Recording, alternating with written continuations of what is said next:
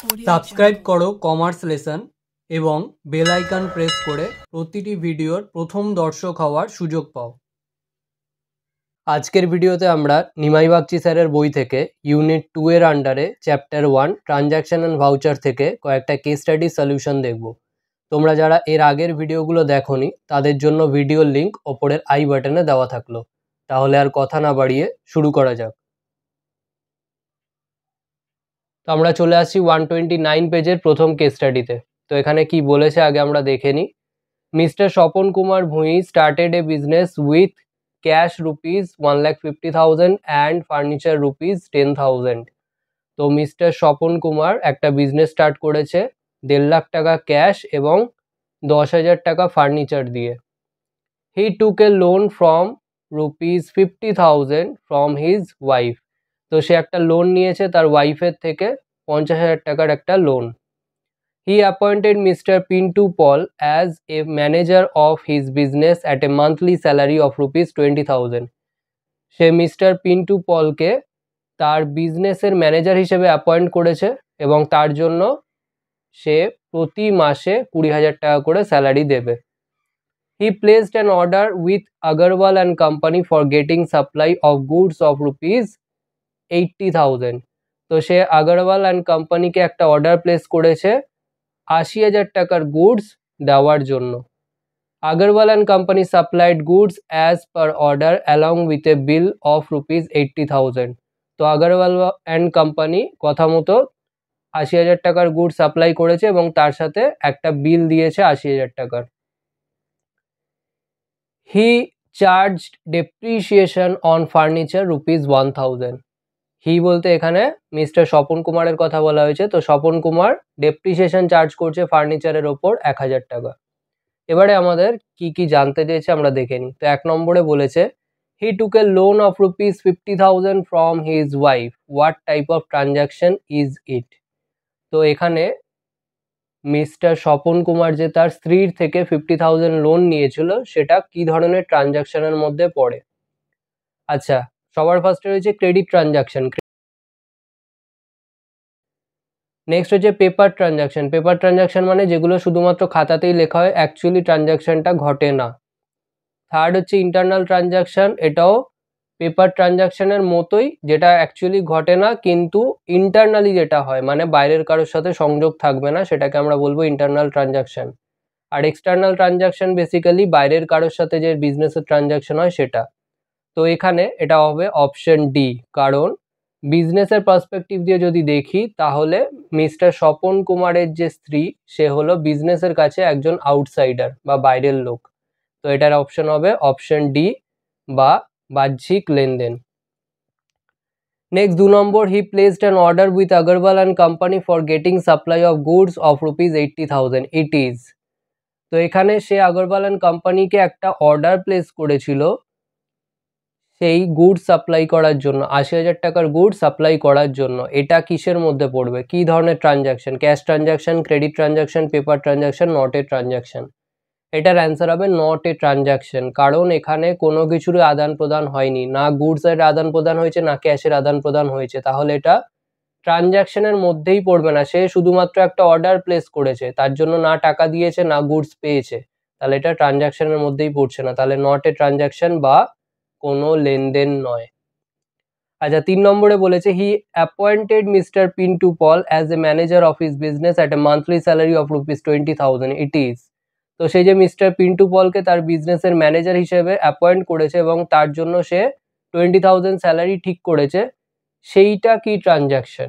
তো এখানে বলেছে অ্যাপয়েন্ট করেছে মিস্টার পিন্টু পলকে, এই যে ঘটনাটা এটা কোনো ট্রানজ্যাকশন নয়, কারণ শুধুমাত্র অ্যাপয়েন্ট করা হয়েছে, তার জন্য না সে টাকা দিয়েছে না তার জন্য কোনো সার্ভিস সে নিয়েছে, এখন সবেমাত্র অ্যাপয়েন্ট করেছে, তাহলে এটাও বেসিক্যালি নট এ ট্রানজ্যাকশন হবে। তাহলে অপশন ডি মানে কোনো লেনদেন নয়।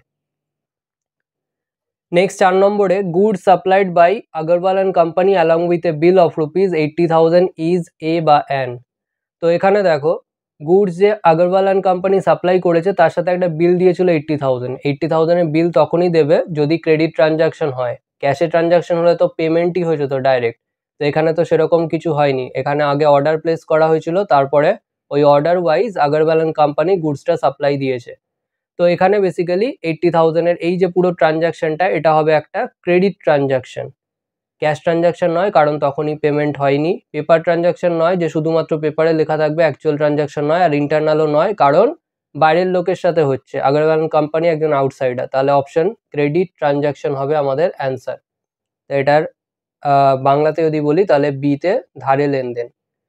আচ্ছা, next 5 number, he charge depreciation on furniture ₹1000, what types of transaction is it?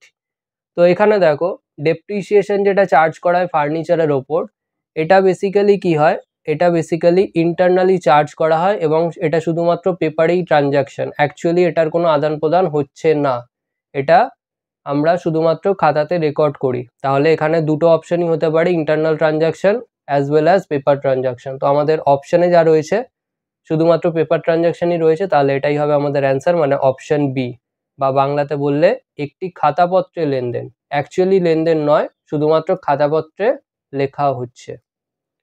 আচ্ছা, নেক্সট আমরা পরের কেস স্টাডিতে চলে আসি।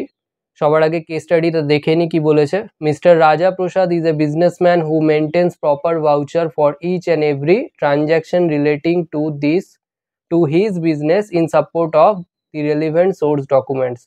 তো মিস্টার রাজা প্রসাদ যে একজন বিজনেসম্যান, সে তার প্রত্যেকটা ট্রানজাকশন রেকর্ড করার জন্য ভাউচার মেনটেন করে, ভাউচার দেখেই ট্রানজাকশনগুলো রেকর্ড করে বিজনেসে। His business transactions for first week of April 2024 are as follows. তো এখানে কয়েকটা ট্রানজাকশন দেওয়া আছে, 1 2 3 4 5, পাঁচটা ট্রানজাকশন দেওয়া আছে। এবারে পাঁচটা ট্রানজাকশনের রেসপেক্টে আমাদের কিছু জানতে চাইছে। তো সবার ফার্স্টে এখানে কি বলেছে দেখে নি, identify the voucher prepared by mister Raja on 1 April 2024। তো সবার ফার্স্টে এখানে দেখে নি 1 এপ্রিল 2024-এ কি ট্রানজাকশন ছিল।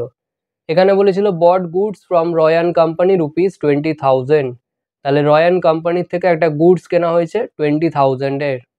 এবারে এখানে অপশনটা দেখি, ডেবিট ভাউচার। ডেবিট ভাউচার হবে না, কারণ যদি টাকার পেমেন্ট হয়, ক্যাশ পেমেন্ট হয়, সেক্ষেত্রে ডেবিট ভাউচার ইউজ করা হয়, প্রিপেয়ার করা হয়, এটা হবে না।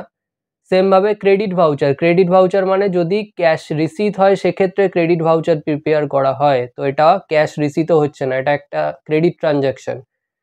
এই যে ট্রানজাকশনটা, এটা একটা ধারের ট্রানজাকশন, মানে গুডসটা কেনা হচ্ছে রয়ান কোম্পানির থেকে, টাকা পেমেন্ট এখন হচ্ছে না। তাহলে ডেবিট ভাউচারও হবে না, ক্রেডিট ভাউচার হবে না, কারণ টাকা রিসিটের কোনো ব্যাপার নেই। নেক্সট হচ্ছে ট্রান্সফার ভাউচার আর একটা সাপোর্টিং ভাউচার। তো এখানে ট্রান্সফার ভাউচার হবে, সাপোর্টিং ভাউচার হবে না, মানে কোনো ট্রানজাকশনকে সাপোর্ট করার জন্য যে ভাউচার থাকে সেটাকে সাপোর্টিং ভাউচার বলে, এটার ক্ষেত্রে হবে ট্রান্সফার ভাউচার। তো এটার অ্যান্সার হবে অপশন সি, স্থানান্তর ভাউচার।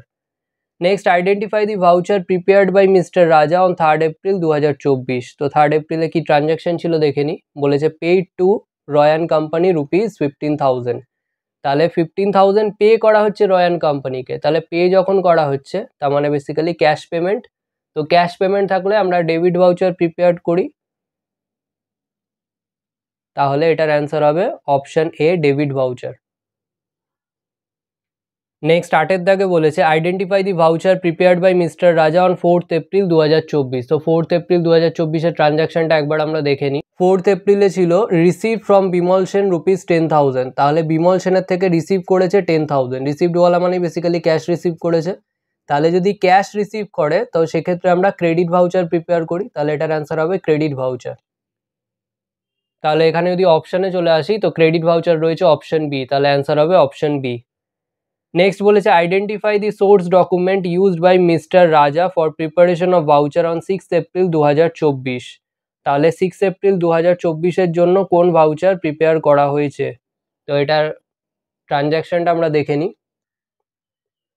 6 তারিখে ছিল সোল্ড গুডস টু কমল ₹15,000। তাহলে গুড সোল্ড করা হয়েছে 15,000-এর।